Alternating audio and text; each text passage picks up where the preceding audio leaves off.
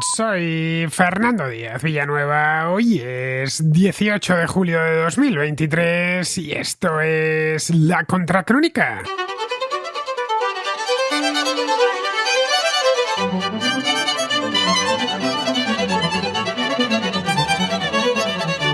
La semana pasada, Mark Rutte, primer ministro de los Países Bajos, presentó su dimisión y a renglón seguido anunció su retirada de la política. La dimisión era inevitable, ya que su gabinete, formado hace solo año y medio con una coalición de 4 partidos, se vino abajo a causa de un polémico proyecto de ley que restringe las condiciones de asilo. Sus socios demócrata-cristianos y socialdemócratas se oponían a la propuesta que había hecho el primer ministro de limitar a 200 mensuales los refugiados que, a partir de la aprobación de la ley, podrían entrar en el país para reagruparse con sus familiares. El asunto preocupa mucho en Holanda, ya que las solicitudes de asilo político se han prácticamente doblado desde hace 2 años. Se prevé que para el año próximo la cifra se siga incrementando. La legislación holandesa es muy generosa con los refugiados que una vez dentro del país piden reagruparse con su familia. Parece este un asunto menor y seguramente lo sea, más aún para alguien como Rutte, que lleva desde el año 2010 al frente del gobierno, ganando elección tras elección, ajustándose a coaliciones cambiantes y sorteando todo tipo de problemas. Esa es la razón por la que se le conoce en Holanda como el político de teflón. En estos 13 años de gobierno ha pactado con quien ha hecho falta para mantenerse en el poder. El último gobierno lo formó tras las elecciones de 2021 y llevó varios meses de negociaciones llegar a este gobierno. Rutte, del Partido Popular por la Libertad y la Democracia, es un partido de tendencia liberal, ha sido durante todos estos años el favorito de los votantes holandeses, pero no por mucho. El Parlamento está muy fragmentado, hay un total de 17 partidos con representación, lo que da fe de la endemoniada gobernabilidad del país. Esto podría complicarse en el futuro, ya que hace un par de años empezó a subir como la espuma un partido nuevo llamado Movimiento Campesino Ciudadano, que se opone frontalmente a la agenda climática holandesa, bueno, a la holandesa y a la europea. Podría ser que Rutte quiera mover el eje del debate de las cuestiones climáticas a las migratorias, pero ya sin el presente. Lo cierto es que las coaliciones forjadas por Rutte han sido muy duraderas en el tiempo. Eso sí, 3 de las 4 tuvieron que dimitir antes de tiempo, obligando a convocar elecciones. La primera la cerró con Geert Wilders, el líder de la derecha identitaria holandesa, y aquello terminó como el rosario de la aurora. Solo 2 años duró el gobierno de coalición y tuvieron que convocar elecciones anticipadas de las que Rutte salió fortalecido. Llegó entonces a un acuerdo con los socialdemócratas que le facilitó una legislatura completa de mucha tranquilidad. Tras las elecciones de 2017 tuvo que ponerse de nuevo en marcha y ponerle mucha imaginación articulando una coalición de 4 partidos que saltó por los aires 4 años después, forzando de nuevo un adelanto electoral del que salió el actual gobierno. Lo que los holandeses no esperaban era que Rutte decidiese marcharse. Para muchos holandeses, Rutte era eterno. Es joven, tiene solo 56 años y tanto en los Países Bajos como en el resto de Europa es un tipo respetado y hasta admirado por su proverbial habilidad para alcanzar acuerdos.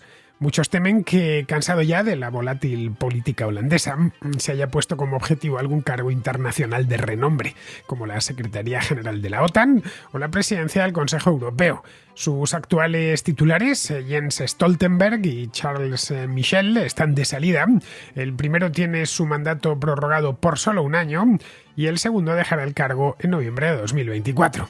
Esos son exactamente los mismos puestos en los que aspira Pedro Sánchez en el caso de que no pueda seguir en el gobierno en España. Se avecina pues una disputa en la cumbre entre 2 políticos diametralmente opuestos y que ya en el pasado se enfrentaron.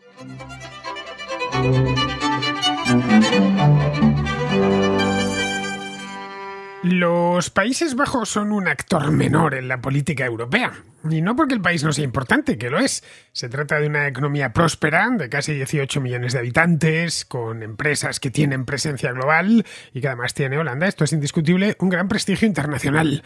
Pero es un país que está rodeado de gigantes. Al este está Alemania, al oeste el Reino Unido y al sur Francia. Esa es la razón por la que las cuitas políticas de Holanda suelen, por lo general, pasar desapercibidas. Y eso que políticamente hablando el país suele ser muy convulso, porque hay muchísimas muchísimos partidos desde hace ya un montón de tiempo, no es una cosa nueva, muchísimos partidos en la Cámara de Representantes de los Estados Generales, que es como se llama el Parlamento holandés, pero claro, tiene un nombre tan largo que es mejor llamarlo Parlamento sin más, porque si tenemos que decir Cámara de Representantes de los Estados Generales, aunque lo de Estados Generales tiene un atractivo histórico. Pero bueno, el hecho es que las cuestiones políticas de Holanda no suelen dar que hablar. El hecho es que es un país estable políticamente, a pesar de que tiene muchos partidos. Los partidos de allí no suelen ser reacios a formar coaliciones. Actualmente gobierna una coalición de 4 partidos y la anterior también de 4 partidos. Incluso pactan, como hicieron hace 10 años, algo más de 10 años, los liberales con los identitarios y luego los liberales con los socialdemócratas. Ese tipo de cosas, esos esencialismos a los que somos tan dados en España, no se llevan por regla general en Holanda. No suele haber cordones sanitarios. Todos aceptan la Constitución, todos aceptan el sistema y por lo tanto procuran no saltárselo ninguno. Y esa es la razón por la cual la política en Holanda, que es muy movida por regla general, no suele ser tóxica. O por lo menos no tan tóxica como es en otros países. El mío sin ir muy lejos, u otros países de Europa, como puede ser Francia, o puede ser Italia, o incluso el Reino Unido, que ya sabemos todo lo que ha estado lloviendo allí políticamente en los últimos años, especialmente a raíz del Brexit. Bien, el que no ha pasado desapercibido en los últimos 13 años ha sido su primer ministro, Mark Rutte, un tipo de aspecto afable que se había hecho muy conocido, por supuesto en Holanda, donde vienen votando desde hace 13 años, sino también en el resto de Europa. En parte es porque llevaba muchos años en el cargo, 13 años, tiene mérito, la verdad, y eso importa, haber salido tantas veces en la televisión, y en parte por un estilo muy personal.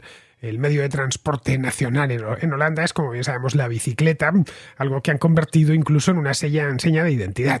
En eso cuenta mucho el hecho de que el país sea llano y que nunca tenga temperaturas extremas. Ayuda bastante, todo hay que decirlo.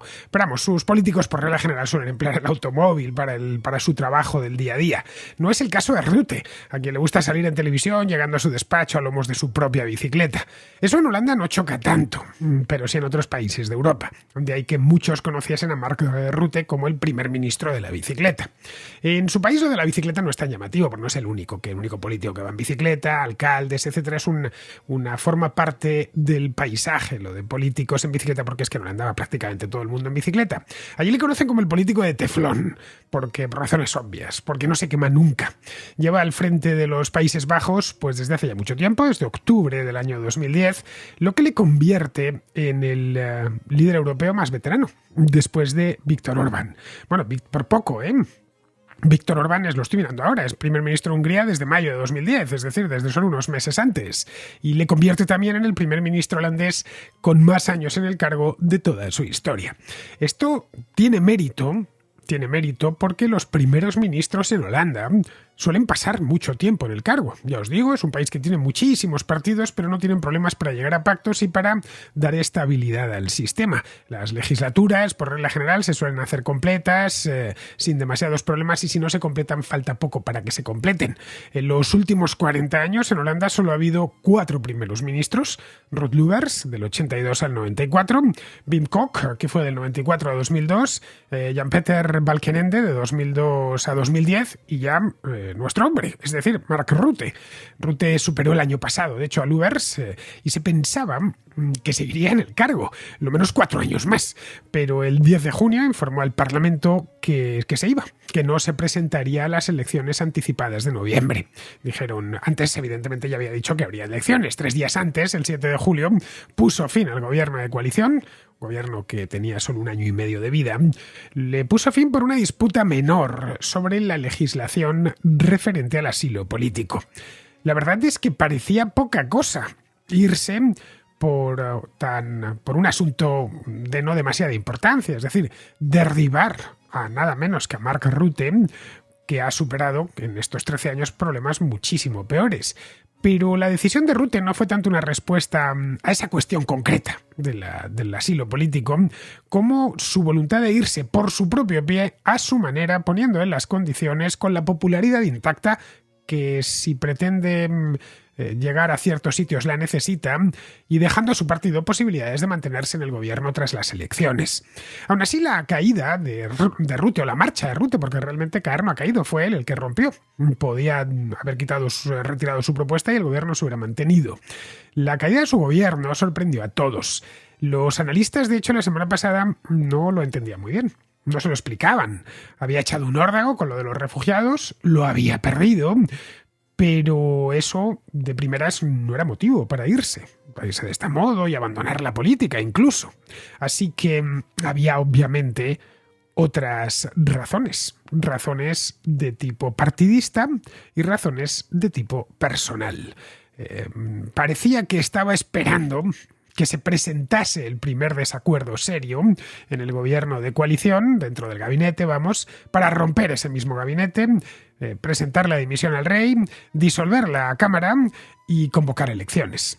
Su partido, que es el Partido Liberal, se mantiene arriba en las encuestas, que le dan, por ahora, que le dan en torno a un 25% de los votos, pero amenazado directamente por el movimiento campesino. Se llama Movimiento Campesino Ciudadano. Es un partido de reciente creación, fue fundado hace solo 4 años, en el año 2019. Partido de tendencia es un tanto inclasificable, podríamos decir identitaria, pero no propiamente. Para eso está Geert Wilders. Al haber tantos partidos, todos en Holanda tratan de especializarse mucho, ¿no? Pues es populista, es euroescéptico, defiende a obviamente, llamándose Movimiento Campesino, pues defiende a los agricultores y los ganaderos.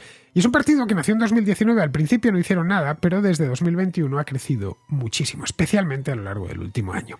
Este movimiento, se llama, las siglas son BBB, que es Boerburger Bewegung. Bueno, esto se parece al alemán, movimiento, Bewegung, en alemán movimiento se dice Bewegung, son lenguas hermanas, el neerlandés y el alemán. Bueno, pues eso se traduce directamente, lo de Boer, creo que también nos da una pista, ¿no? Boerburger, Movimiento Campesino Ciudadano. Dejémoslo en Movimiento Campesino y así acabamos antes. Bien, el Movimiento Campesino en las últimas elecciones era todavía una formación pequeña. Estamos hablando de las elecciones de hace apenas un par de años. Solo obtuvo 100.000 votos, es decir, el 1% del total, y un escaño en el Parlamento.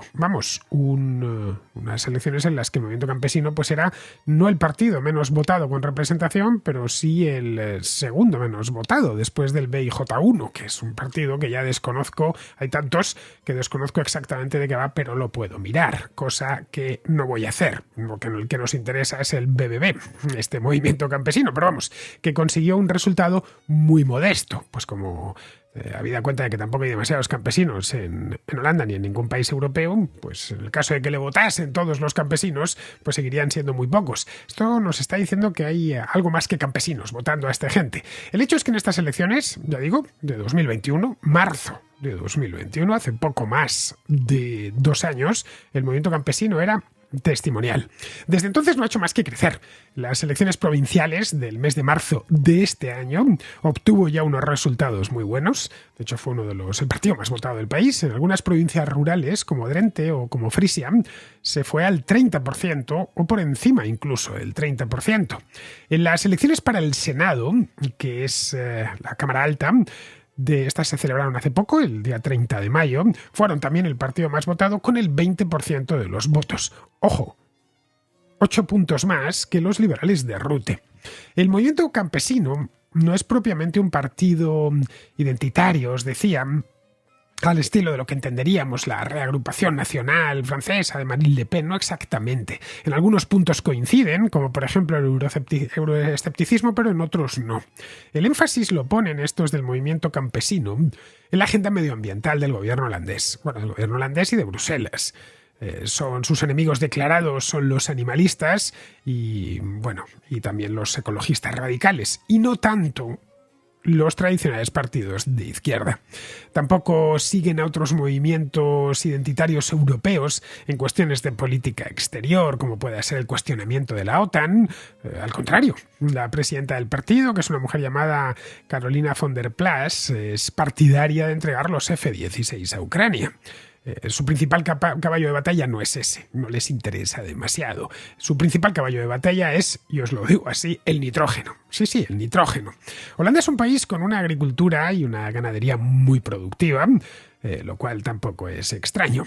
Es llano, está bien regado, el suelo es fértil y es un país muy industrializado, por lo tanto explota la tierra con mucha eficiencia. Uno de los subproductos de la agricultura y de la ganadería son los óxidos de nitrógeno y el amoníaco, que se los producen el estiércol animal. Los suelos holandeses están saturados de ambos compuestos. Esto provocó hace unos años una crisis que derivó en una legislación específica a la que este movimiento se opone frontalmente. Desde entonces, y cabalgando sobre la legislación del nitrógeno, estos del movimiento campesino han crecido como la espuma.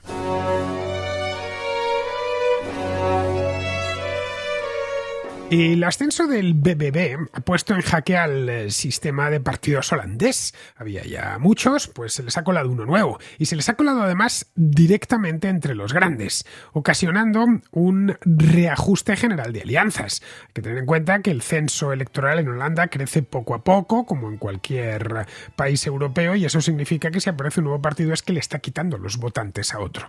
Rutte, que ha navegado bien hasta ahora en las procelosas aguas del Parlamento holandés, quiere que su partido siga arriba, preferiblemente gobernando. Su fortaleza ha sido colocar al partido en esta última década en el centro mismo del tablero político holandés. Esto es algo meritorio, ya que, como os digo, el Parlamento holandés es uno de los más atomizados de Europa. El Partido Liberal es el más votado, pero en las últimas elecciones solo obtuvo 34 de 150 escaños. En porcentaje de voto, el 21,8% de voto. A cierta distancia del D66, que es un partido de centro-izquierda, que obtuvo el 15% y 24 escaños. Tener 34 de 150 escaños, desde luego, te obliga a pactar y a buscar, y no con uno, sino con dos o con tres partidos más. A lo largo de las últimas décadas, si echamos un vistazo a las elecciones anteriores en Holanda, lo primero que observamos no solo es que han aparecido nuevos partidos, sino que cada vez más votos, y quien dice votos dice escaños en el Parlamento, han ido a parar a partidos anti-inmigración, generalmente de derecha identitaria, como el partido de Geert Wilders, que se llama Partido de la Libertad, el PVV. Bueno, y no solo este, sino una serie de imitadores que le han ido saliendo. Al final, el tema este de la inmigración, y por contagio necesario el de los refugiados, es algo que genera mucho debate en Holanda. Es un país que tiene 17.600.000 habitantes y hay casi 3 millones de inmigrantes. Eso hace aproximadamente el 15% de la población. Es perfectamente comparable con cualquiera de los países de Europa Occidental. Ronda ese porcentaje. Escojamos el Reino Unido, Francia, Bélgica, Alemania. En fin, todos son muy similares el número de inmigrantes que tiene. No todos son inmigrantes extracomunitarios. Buena parte de los inmigrantes en Holanda provienen de la Unión Europea, es decir, especialmente de países del este como Polonia, pero no dejan de ser inmigrantes, y esto genera ciertas tensiones y ciertos roces, sobre todo en política. La caída del gobierno ha estado, de hecho, relacionada con un tema migratorio. Holanda es un país muy generoso con los refugiados, acoge a casi todos los que lo piden, si está debidamente justificado, se entiende, un país en guerra o que esté atravesando ciertos problemas, pero el año pasado el asunto se desbordó. En 2021, 36.000 personas solicitaron asilo en los Países Bajos. El año pasado fueron ya 50.000 y se espera que este año sean 70.000. Vamos, que como podemos ver, de 36.000 a 70.000 en un par de años es muchísimo. No tanto que no hay medios para acoger a todos. Así que los están teniendo que alojar en condiciones algo precarias. El año pasado murió incluso un niño refugiado en uno de estos alojamientos temporales. Esto de la muerte del niño provocó un gran escándalo en Holanda, que se abriese un debate en todo el país, y no solo en todo el país, también dentro del propio gobierno. Así que Rutte hizo una propuesta, hace solo unas semanas, para que se limitase el número de refugiados o de familiares de refugiados que pueden reagruparse. Porque una de las cosas que sucede con los refugiados es que una vez ha llegado el refugiado en cuestión, una vez está dentro, solicita formalmente al gobierno que pueda venir su esposa o que puedan venir sus 2 hijos. Bien, el aumento de los refugiados en buena medida es precisamente por esto, por las reagrupaciones familiares. Así que Rutte puso un límite, es la propuesta que hizo, que eran 200 el número de familiares de refugiados mensualmente que pueden asentarse en el país. Una especie de cuota, ¿no? Una vez superada los 200, pues ya tendrían que pasar al mes siguiente y así se terminaría formando una cola. De los 4 partidos de la coalición, el centroizquierdista, el D66 y los cristianodemócratas se negaban a eso, porque lo consideran inhumano. Creen que, ya que está el refugiado, pues lo mínimo es permitirle permanecer en el país con su esposa o con sus hijos. Como no se ponían de acuerdo, Rutte aprovechó para declarar crisis de gobierno, convocar elecciones y largarse, hacerlo todo de una tacada. Puede parecer una espantada. Bueno, de hecho es una espantada en tanto en cuanto ha espantado a todos y él mismo ha salido corriendo. Pero bueno, corriendo, sigue siendo primer ministro y lo será hasta las elecciones, ¿eh? Pero tratándose de Rutte es poco probable que se trate de una espantada pasional, que se haya hartado y que haya decidido mandarlo todo a tomar viento y se va a marchar a una isla del Caribe, Aruba mismamente, que es holandesa, a pintar en la playa. No, eso es improbable, por no decir imposible. Es un tipo muy listo y habilidoso, seguramente todo lo ha calculado de manera milimétrica. Él se hace a un lado, convoca elecciones para noviembre, a las que él no se presenta, pero por supuesto se queda como primer ministro en funciones y fuerza una realineación de todos los partidos en torno al tema, por lo menos a los partidos principales con los que su partido podrá pactar, en torno al tema de la inmigración, que es lo que al Partido Liberal le interesa, y no a la política, al tema de la política climática, que es donde el movimiento campesino se siente fuerte.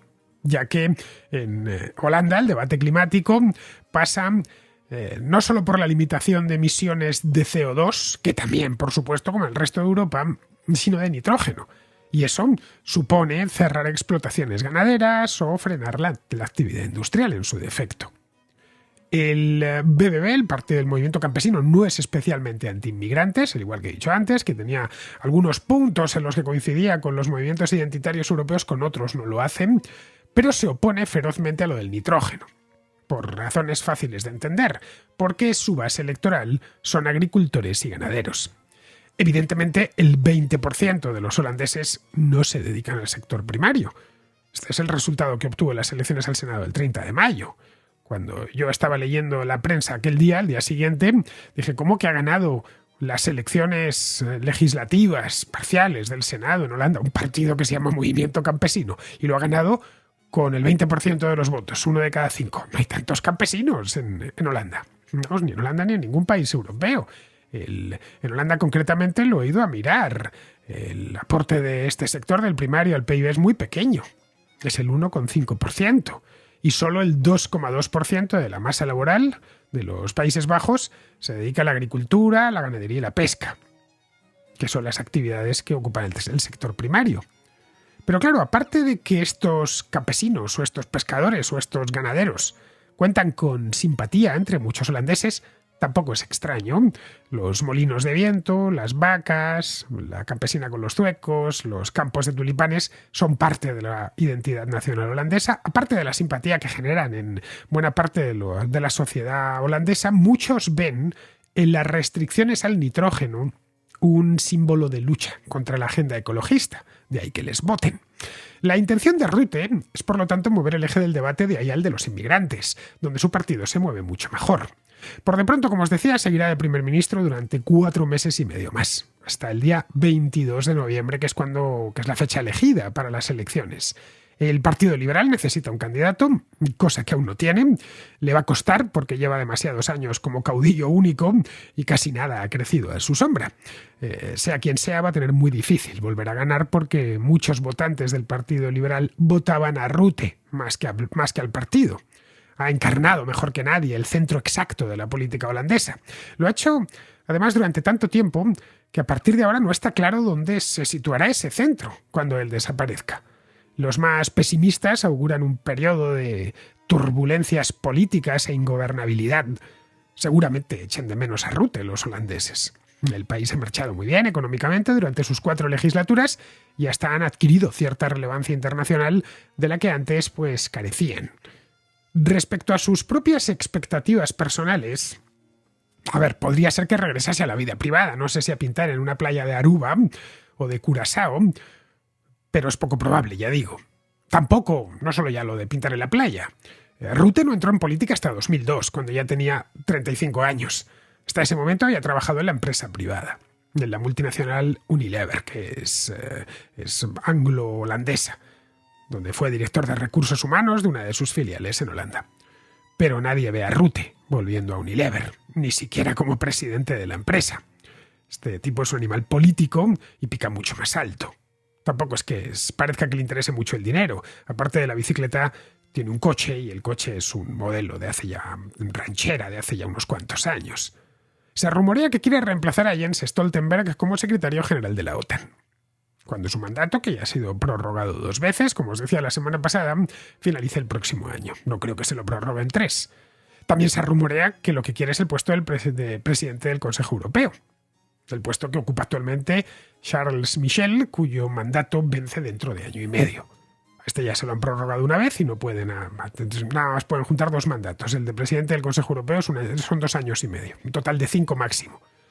Para ambos está bien situado, esa es la verdad. De hecho, mucho mejor que su principal contrincante, que es Pedro Sánchez, que si sale de la Moncloa después de las elecciones del domingo, tendrá que encontrar acomodo en algún puesto de relumbrón. Los 2 únicos que quedan libres son el de la OTAN y el del Consejo Europeo, que van a quedar libres en breve. Rutte es lo opuesto a Sánchez hasta en el plano personal.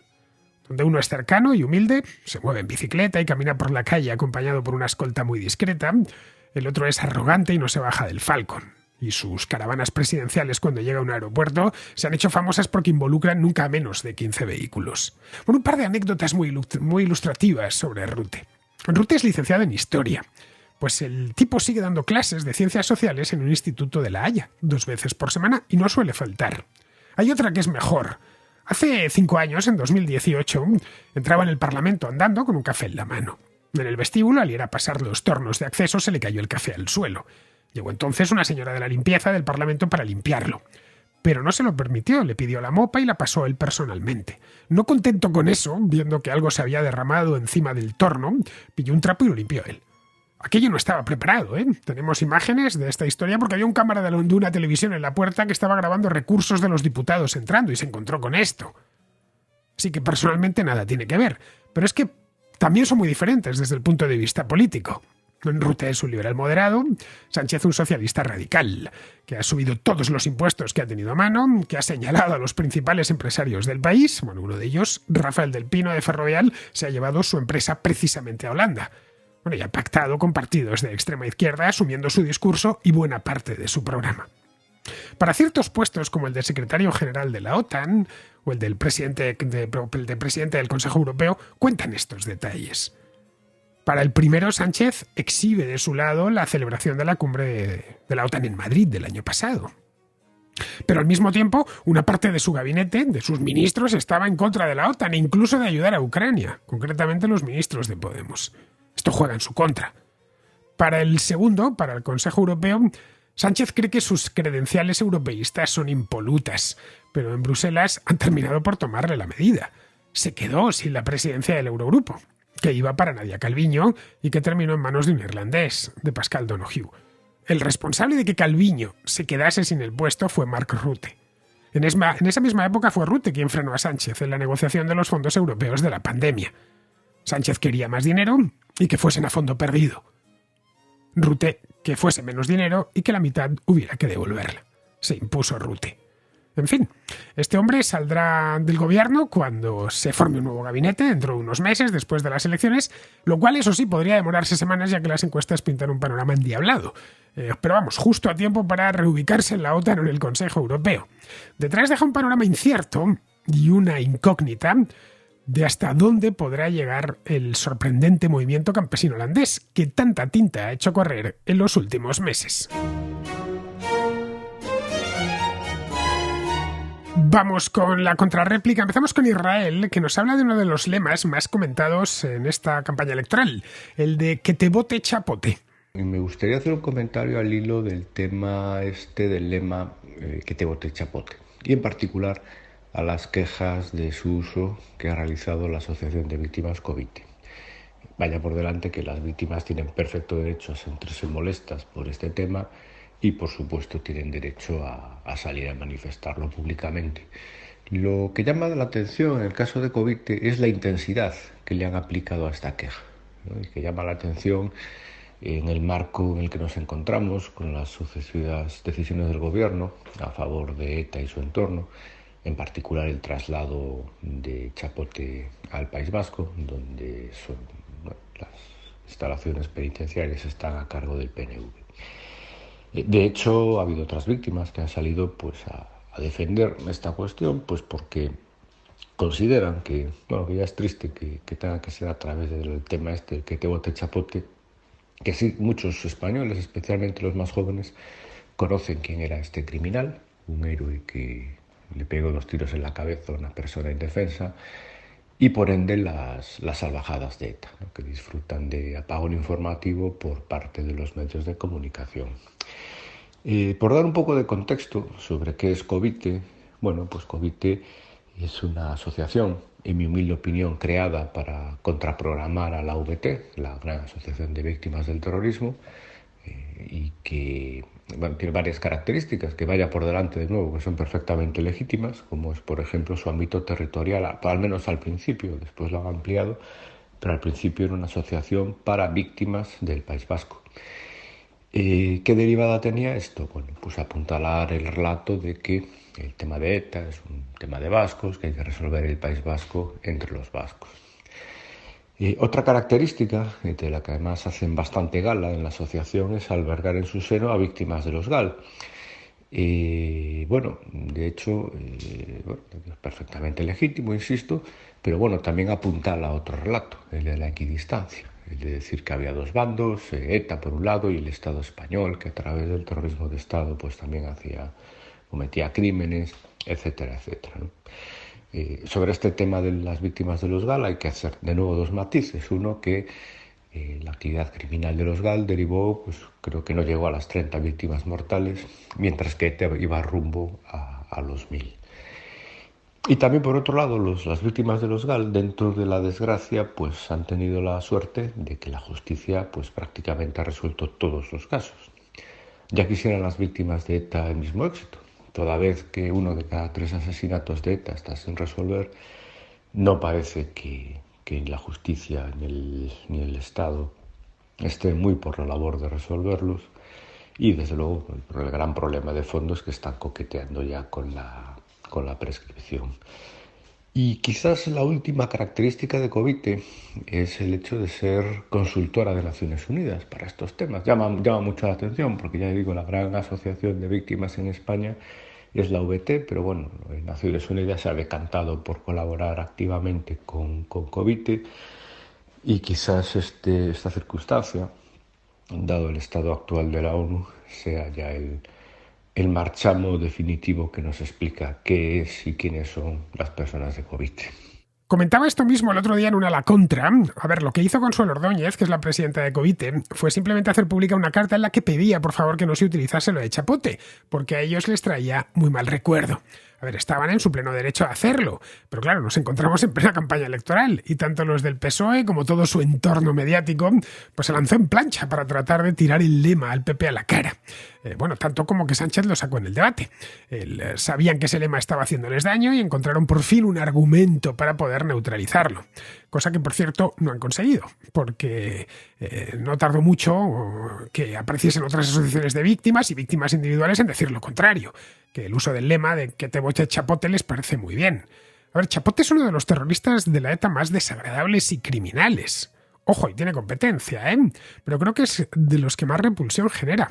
Y no es extraño. Es un tipo que no solo no ha pedido perdón a nadie ni se ha arrepentido por sus crímenes, sino que cada vez que ha tenido que comparecer en la Audiencia Nacional se ha mostrado arrogante y chulesco. Se da luego además la circunstancia de que se fue el asesino material de Miguel Ángel Blanco, un asesinato en el que toda cobardía se dio cita. Le mató con las manos atadas, de un par de disparos en la cabeza y a sangre fría, después de haberle tenido secuestrado 2 días. Eso es propio de un psicópata sin ningún tipo de solución. De hecho, a Chapote es de esos que deberían pasar el resto de su vida entre rejas. Ni se ha reinsertado ni tiene ninguna intención de hacerlo. Y estoy convencido de que si tuviera que volver a matar, lo haría sin pestañear. Así que es normal que el lema, aparte de una rima muy pegadiza, pues haya calado tanto. Respecto a Covite, esta es una asociación de víctimas que nació a finales de los años 90 para las víctimas del terrorismo dentro del País Vasco, para que tuviesen un lugar al que acudir. Eso ya de por sí tenía mucho mérito, ¿eh? Hasta ese momento no había asociaciones de víctimas en el País Vasco, que es donde más mató la ETA. Así que vaya mi respeto por delante, porque hace no tanto tiempo salir a manifestarse contra la ETA en Madrid, o en Zaragoza, o en Sevilla, o en el mismo Vigo, no suponía ningún riesgo. Hacerlo en San Sebastián, en Bilbao, bueno, no digamos ya en algún pueblo de menor tamaño del País Vasco, sí que era arriesgado. En aquel entonces, los terroristas y todo su entorno político y mediático se sentían tan fuertes que grababan a los manifestantes con videocámaras y les señalaban en dianas. Es cierto que en el País Vasco hubo mucha cobardía frente a la ETA, pero también unos cuantos casos de valentía que hay que reconocer. Covite es un caso de valentía. Personalmente creo que no ha sido lo más oportuno publicar esa carta por parte de Consuelo Ordóñez en plena campaña electoral, porque era obvio que se iba a utilizar con fines políticos, y así sucedió. Pero vamos, hasta esa campaña les ha salido mal, porque el que te vote chapote, como decía en el vídeo que hice de Nala la Contra, pues es muy pegadizo. Y además muy ilustrativo de la que probablemente sea la mayor fechoría que ha hecho Pedro Sánchez en estos 5 años, y es la de gobernar junto y con Bildu. Bien, vamos ahora con Roberto, que es de Uruguay, y que nos actualiza, nos pone al día con el tema el problema que están teniendo allí en su país con el suministro de agua, la emergencia hídrica, que llaman por allá. Un placer poder estar enviándote mensaje y compartiendo con los contraescuchas este programa. Una admiración muy grande te tengo y comentarte un poco sobre el tema hídrico que está ahora envolviendo a mi país. Decirte que, bueno, se está haciendo un manejo político impresionante dentro del país con el problema, y fuera del país he visto canales como la Deutsche Welle y muchos otros noticieros internacionales poner un estado alarmista, llevándolo a lo que es todo lo ambiental, el calentamiento climático, también politizándolo por el lado de que son empresas multinacionales que se llevan el agua potable, y recalcando agua potable, siendo que son aguas de ríos normales y corrientes que no se utilizan para otra cosa que no sea para lo que se está utilizando. Y bueno, al vivir en un país muy centralista, a pesar de ser muy pequeño, date cuenta que la capital uruguaya, donde vive, no sé, más del 70% de la población, puede llegar a ser un barrio de Buenos Aires en kilómetros cuadrados. Y bueno, no sé, cómo que se está desfasando un poco de la información. Date cuenta que Uruguay es un país donde haces un pozo y brota un chorro de agua. Y sí, dentro del país hay mucha gente que lo sufre, en la capital hoy en día, pero bueno, no es por culpa del calentamiento global, sino que por las gestiones políticas que han venido desde atrás y hasta el día de hoy, y no ven el progreso en nada, en ningún ámbito, porque date cuenta que están usando infraestructuras que vienen desde los años 70, 60, y pretenden que siga dando y que siga dando, pero es un problema bien uruguayo. Siempre se le saca leche a la misma vaca hasta que se muere y se agarra otra. Así que es así. Bueno, lo dejo ahí, Fernando. Un gusto, un placer el poder escucharte todos los días, y un placer poder escuchar a los contraescuchas también. Así que lo dejo ahí. Un saludo y nos vemos. He estado siguiendo el caso de la sequía en Uruguay y los problemas de suministro de agua desde que hablé de esto hace nada, aquí mismo, en la contrarréplica, hace un par de semanas. A ver, la semana pasada, según vi, había mejorado algo, porque había llovido, dando de paso algo de aire al gobierno, para ir resolviendo el problema y que se termine la nueva represa que está construyendo sobre el río San José. Pero vamos, si te soy sincero, Roberto, no me sorprende lo más mínimo que esto estén utilizándolo políticamente, tanto desde el punto de vista de la política local. A ver, para la oposición a Luis Lacalle, esto evidentemente es un caramelo y no se lo van a dejar de comer. Como desde el punto de vista ideológico. Ideológico por partida doble. Porque según he podido leer, unos, como bien nos cuenta Roberto, cargan las culpas sobre el cambio climático. A ver, yo no dudo que haya cambio climático, pero de lo que se trata es de adaptarse a él. Cosa que en el suministro de agua de Montevideo no se ha hecho. La otra parte ideológica es la de la presunta privatización del agua. En otras partes del mundo la gestión del agua es privada, pero no en Uruguay, donde, como expliqué el otro día, de todo lo relativo a la provisión de agua potable se encarga una empresa estatal llamada Obras Sanitarias del Estado, más conocida por sus siglas OSE. Así que no hay caso. La distribución de agua potable en Uruguay es estatal, y si alguien ha fallado por falta de previsión ha sido precisamente esa empresa. Aquí, evidentemente, podríamos elevar el asunto hasta el gobierno de la República o los sucesivos gobiernos de la República, pero no cargar las culpas sobre algo tan vaporoso como es el cambio climático. Bien, seguimos con Mirko, que es un peruano que vive en España y que nos cuenta una anécdota sobre la integración de los peruanos en este país. Buenos días, Fernando. Quiero contarte una anécdota. Mira, el otro día estaba con otros peruanos, todos entre los 40 y los 50, con muchos años en España y buenos empleos. Estábamos conversando sobre cómo criamos a nuestros hijos. Y algunos de estos compañeros se jactaban de que no los criaban como españoles, que no querían. Está bien que la diferencia es pequeña, ¿no?, entre un limeño y un español, pero es que lo aplicaban incluso con cosas como que el Día del Padre o el Día de la Madre tenían que celebrarse el de allí y el de aquí pues pasaban del tema. Entonces seguimos hablando y los argumentos fueron derivando a los lugares comunes que ya imaginarás, que si la conquista, que si fueron a matar y a violar. Y hombre, incluso a alguno de estos chicos le dije, oye, por tu aspecto y tus apellidos, creo que el único momento en que los españoles se metieron con tus ancestros habrá sido en Flandes, porque en el incanato lo dudo muchísimo. Y eso te muestra lo absurdo del tema, ¿no? Y pues me hizo pensar en lo que siempre has hablado sobre el patriotismo, sobre la nacionalidad, sobre el Estado-Nación, lo ridículo que puede ser.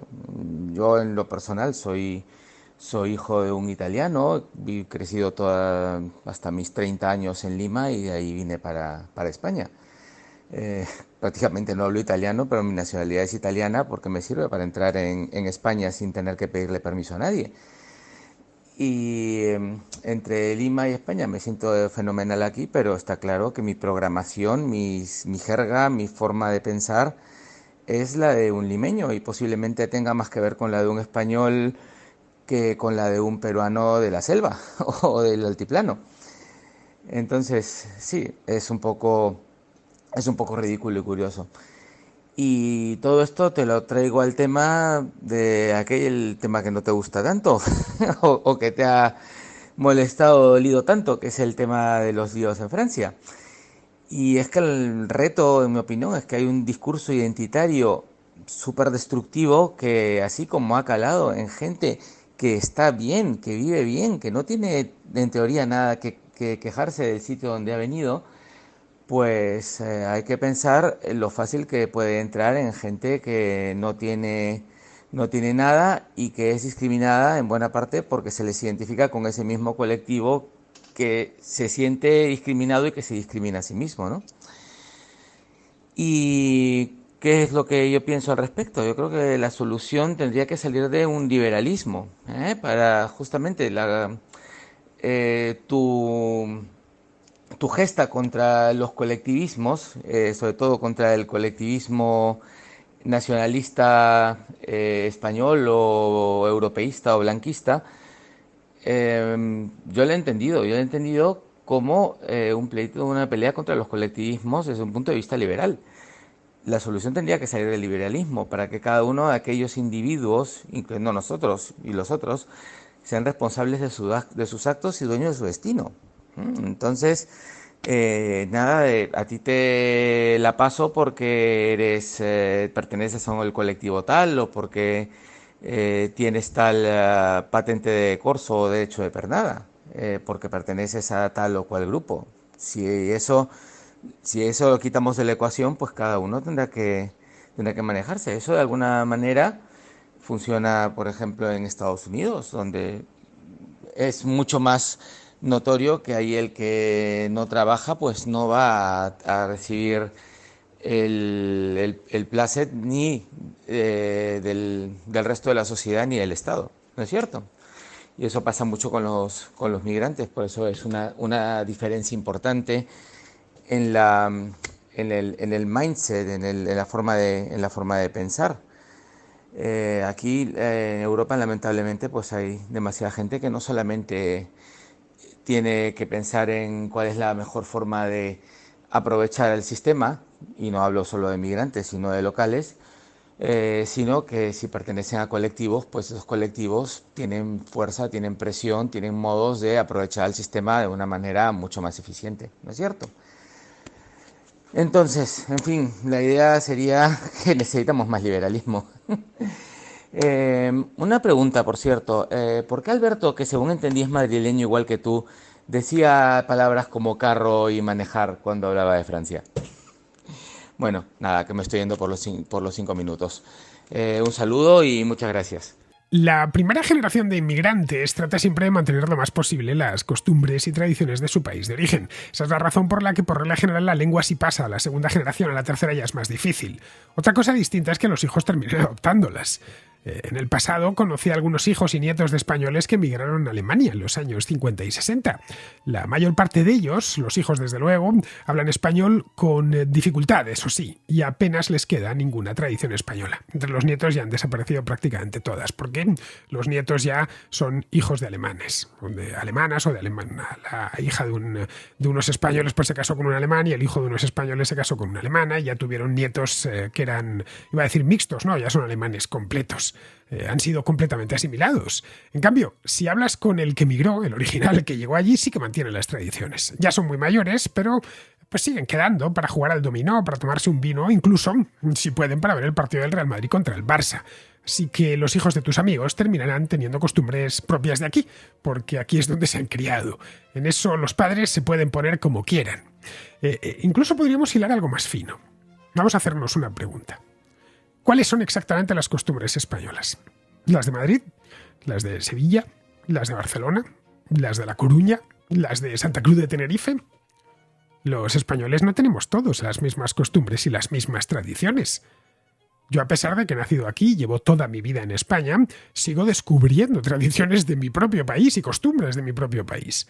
Bueno, hace no mucho tiempo, pues esto 3 o 4 años, una cordobesa me tuvo que explicar que era un perol, algo que yo desconocía por completo. Y que la ciudad de Córdoba, bueno, es toda una institución. En principio el perol no es más que una receta típica de allí, de arroz con carne y verduras, pero que constituye toda una celebración familiar o de amigos, especialmente los días festivos. Si tienen una casa de campo, pues en esa casa de campo, y si no, en el bosque, ¿no? Haciendo un picnic. Bien, esa tradición solo está en Córdoba. Como estas te puedo contar muchas, ¿eh? Si un cordobés emigra a Barcelona o a Madrid, seguramente traspase esa tradición del perol a sus hijos. Esos hijos pueden mantenerla o perderla. Desde luego, es difícil que pase a sus nietos. Luego ya hay otra cosa importante, y es que las tradiciones viajan. Lo mismo que los vestidos folclóricos. Mira, recuerdo cuando yo era niño que para el día de San Isidro mi madre me vestía de chulapo y a mi hermana la quería vestir de chulapa. Pero mi hermana se negaba porque era muy coqueta y decía que el vestido de chulapa era un vestido muy feo, que el que le gustaba era el vestido de sevillana, porque estaba lleno de lunares y de volantes. Así que nada, se vestía de sevillana, a pesar de que en la familia no tenemos un solo sevillano y un solo andaluz. Simplemente la niña había visto que ese vestido era mucho más bonito que el, entre comillas, tradicional de su ciudad. Así que tampoco hay que ser demasiado esencialista. Las costumbres y tradiciones cambian con el tiempo, se enriquecen con influencias foráneas, se abandonan unas, se adoptan otras y algunas incluso se inventan desde cero. Las costumbres y tradiciones de cualquiera de mis 8 bisabuelos se parecen muy poco a las que yo tengo. Y ya ves tú, todos eran de Madrid. Si mis abuelos, no me voy a los bisabuelos, mis abuelos a quienes conocí, viesen hoy cómo se celebran las fiestas de la Paloma, las de San Lorenzo, que se celebran en su propio barrio, es que no las reconocerían. En fin, bueno, vamos ya a ir terminando, que nos ha salido hoy un programa un poquito largo. Vamos con Pizarro, que nos habla de los problemas de Twitter. Comprar cara a una empresa deficitaria tiene todo el sentido si con ello se asegura la adquisición y se tiene un plan de viabilidad y crecimiento estudiado. Como el plan del ONU es acertar entre la batería de ocurrencias improvisadas que está poniendo en marcha y de momento no acierta, el sobreprecio de entrada y los ingresos menguantes están convirtiendo su juguete de influencer en un señor problema. Como usuario no he notado cambio sustancial alguno, aunque quizás es aún pronto. Yo tengo tiempo, pero a Elonio se le escapa.